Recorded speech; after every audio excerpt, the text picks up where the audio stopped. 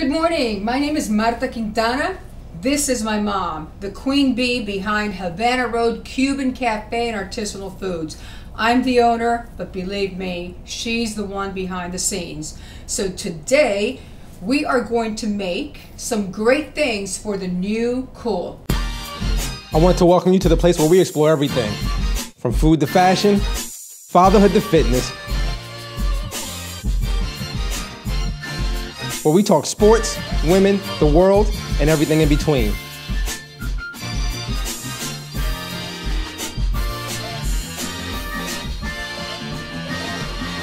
I'm your host, Walter C., and in case you didn't know, this is the new cool. I'm here in the kitchen of one of my favorite places to eat, Havana Road Cuban Cafe here in Towson, Maryland.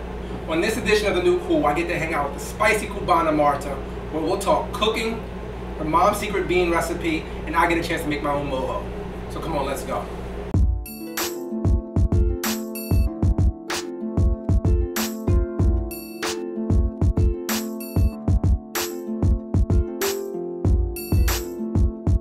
I'm here with Marta and Mama. We're about to make some legendary black beans, one of my favorites when I come here. These and the plantains, perfect on the side. Aren't they good? What do we have here? Well, right here we have black beans that Mama soaked overnight. Okay. We have our Cuban maripois. So What is that? Well, maripois is what we use in America to create a sofrito, which is usually garlic, onions, and celery, sometimes a little bit of carrots. Okay. A sofrito to us is garlic, onions, green peppers, Okay. olive oil, of course, in Okay. both English and Spanish. Let me turn on the stove for Mama. There we go. And we have Spanish chorizo. Now, this is a traditional way of making Cuban black beans. At the restaurant, we use a lot of roasted garlic. Well, this is the restaurant, so that it gives us that ham flavor. Okay. And it keeps them vegetarian. Mama's secret spices. That looks good. Oh, it is But so I wanted good. to ask you what's in it because you said secret spice. Smell that. Ah, Isn't that's good. it amazing? So it's her secret. It's her family secret. She thinks I don't know. I totally do. My grandmother taught me how to cook too, and these are her mother's recipe and my great grandma's recipes.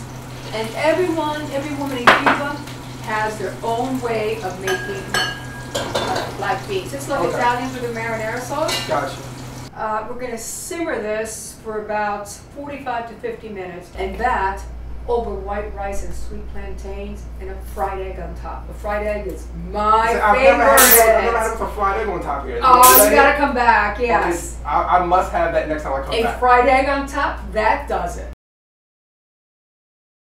So what's the next thing we're going to make here? We're going to make our Havana Road legendary pork. Okay. So this is a boneless pork butt. Okay. As you see, I've left all the fat on because the fat gives it a ton of flavor, and then you've got all those little tidbits behind it. I just eat with rice. Now, the secret to my pork, I make it with mojo. And a lot of Cubans don't, and I think sometimes their pork comes out a little bit dry. Okay. So it's all about keeping the pork wet with garlic, onions, olive oil, citrus. I see, mojo to me for Cuban food is almost like hot sauce for slow food. It's so versatile. You use it on everything. On everything. And I just don't stuff my bread in it. You can, and I do that here as well. You just do a little dip, and if it's on the plate, you wipe up the plate with the bread. I'm going to add a little bit of mojo to the pan so you can get that with. Okay. So you say you want to sear it first. Why do you want to sear it first? I want to sear it so it looks all nice and brown on the edges. It's all about the look. It's all about the coat on it. Yes, nice coat on it. And then we'll take the temperature down, let it cook at a very slow temperature so it gets like melt in your mouth. Gotcha. Wonderful. I'm going to add some oregano. Now this is a very important ingredient in making my pork. Okay. I am then going to add some salt, and you can become a little bit liberal with the salt.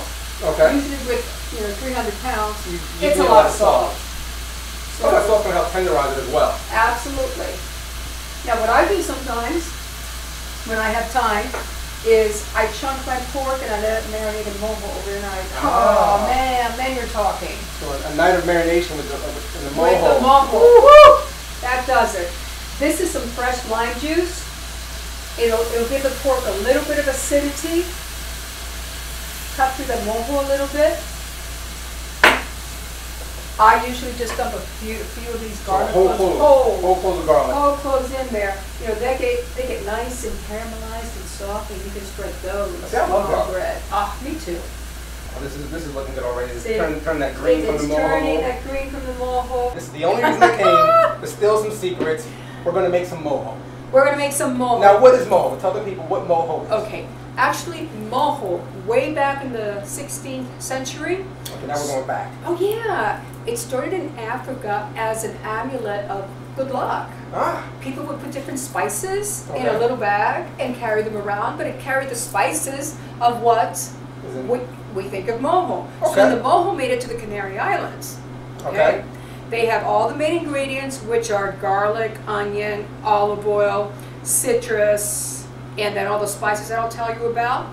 But they would add paprika to theirs, so it's more like a red sauce. Now I put a little paprika. Like I said, I don't want to turn it from the greens. I do put a little paprika in mine, but just a touch. Okay, so you're kind of Canarian.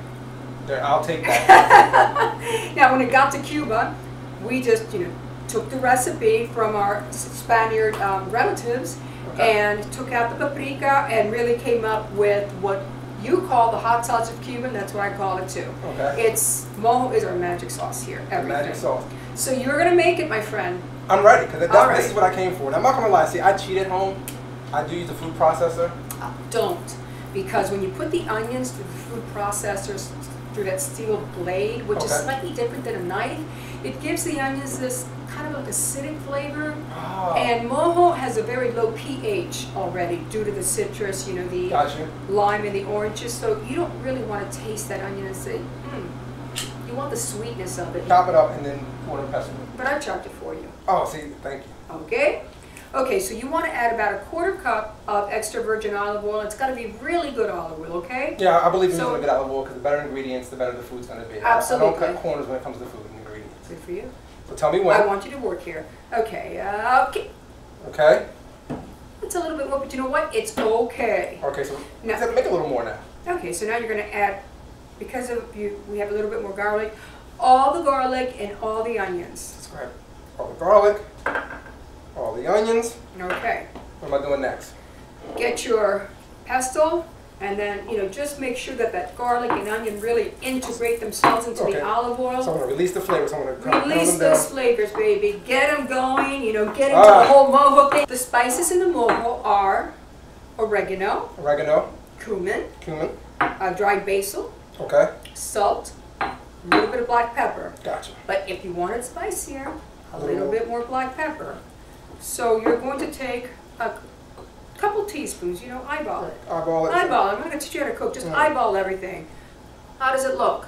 Let's add a little bit more. There you go. Never have too much flavor. Never have too much flavor.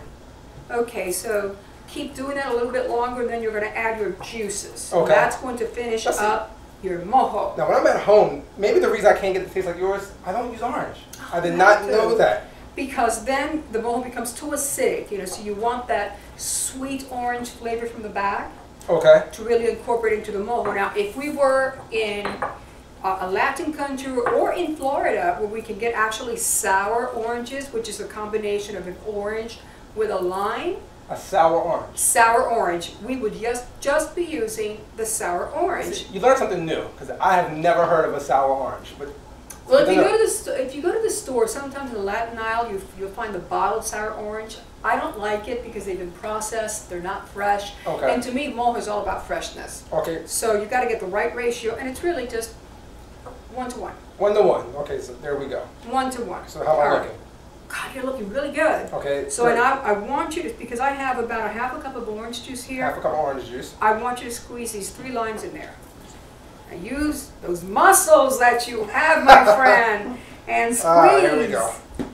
You can't waste any of it. Muy bien.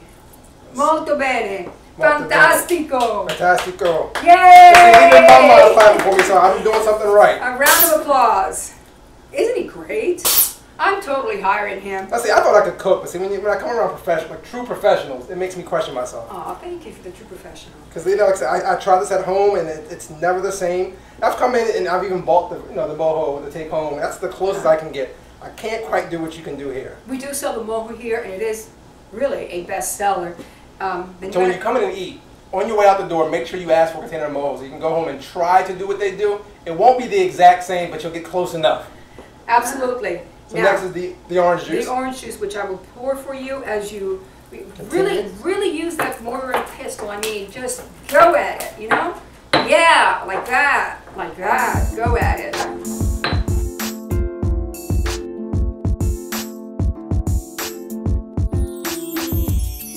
So what do we have here on the plate? Okay, so here we have Havana Road lechon asado. This is our pork that we cook in mojo and Cuban spices for, oh my gosh, about 6 to 8 hours until it is fork tender. You don't need a knife. Tell me how good it is. Incredible. Oh, the flavors. You feel the mojo, the garlic, little lime. And you're right, no knife needed. Nope. Cut with a fork. No. And the best way is just to pour some black beans over that. That's the Cuban way. Yes, this is comfort food. This is not to be cute. You cannot come. You have to eat. Enjoy this. But you know what? It's all healthy. We cook with a lot of olive oil, very Mediterranean, so it's no trans fats, no saturated fats, and it's gluten free. Did you know that, my friend? No, I did not know that. Well, you did say that earlier. Everything here is gluten free. The black beans. But this pork is incredible. Glad you like it. Let me tell you something about our meats here at Havana Road.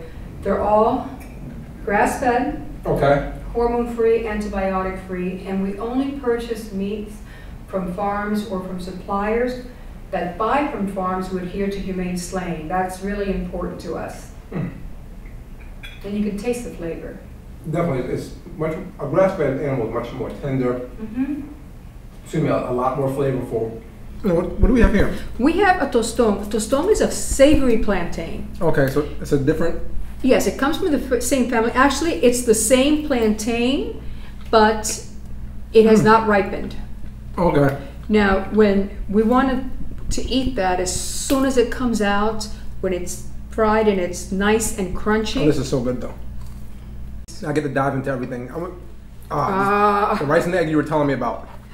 This is my just favorite all-time lunch. You gotta get the yolk pop and get it. Yes. So you got all the great proteins from the egg and from the black beans. Then you have a little bit of carbs, which we need for energy, middle of the day, you know? Oh, wow. And then a little bit of sweetness with the sweet plantains, which really they have their own caramelized sugars. And it's not a lot of calories. People are going to think, oh my God, 600 to 800 calories. No. So this is a nice light lunch. I can come in. A nice light lunch, you know. After a while, the beans. Or a post-workout meal. I have my post-workout meal. So that now I can come here after I leave the gym, come get some and then eggs you get those muscles that you have. Totally. So what's next? A little bit more nali. And this is my mom's legendary carne con papas. This is mama's. So this is a beef stew. We take chuck roast. You saw how we added all those spices and the white wine, and it forms its own gravy, and you got the capers. The gravy. And the olives. Is incredible. So how we eat it in Cuba, we just dump it over the rice. Oh, just dump it over? Just dump it over the rice, because then you want the gravy over the rice. This is incredible. The beans. Love the beans. Mama's beans. Who doesn't like mama's beans? And you know, when we puree the beans, people say that there is no hummus in Cuba. Well, there totally is, because my grandmother, even my mom, when we had just a little bit of beans left, she would puree that. So there was no wasting? There was no wasting. So we would just dip our bread in it, or put it on our bread instead of mayo. Tomatoes on it. And what do we call that? We call it hummus. Okay, so there is hummus in Cuba. Yeah. So like, for instance, so Cuba obviously have a lot of different influences. Yes. The pre-Castro era, you know, from 1800s up to 1950s, we're going to say, Cuba was a mecca of European cultures. Really? I mean, we had Asians, we had Lebanese, Moroccans, Indians, we had Jewish people, we had Russian people. My best friend in 3rd grade, Marta Chen, she was a Cuban Chinese, and her mother made the best Cuban fried rice that I have ever tasted. And when I Cuban fried rice. Cuban fried rice. When I throw it here at the restaurant, the secret is a guava soy sauce.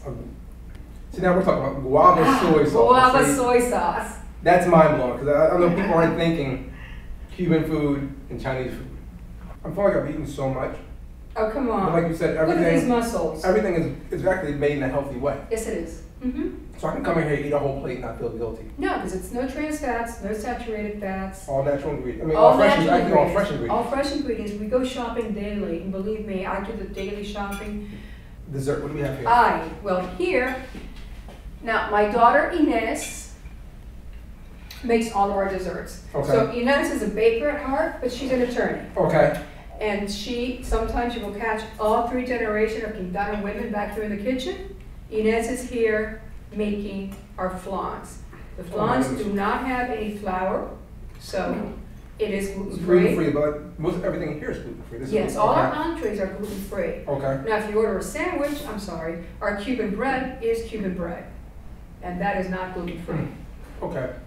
I've never had a flan. I've had the rum cake. But what is a flan? A flan is like a custard, and again, I cannot tell you the recipe. But She'll kill you.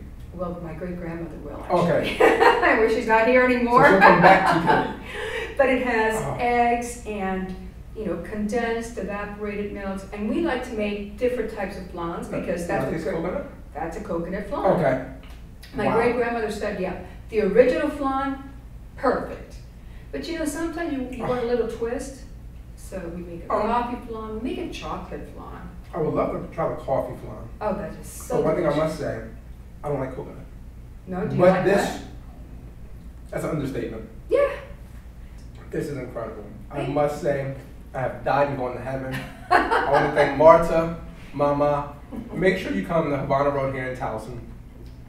You have to get the pork. Yes. The beef stew is incredible. The great post-workout lunch of the egg over top of the rice and beans. And make sure you get some flan. And nalite. And the nalite is a given. You have to have that as you're waiting for everything. I want to thank you guys. Oh, you're welcome. The food is incredible. Thank you guys for joining the New Cool.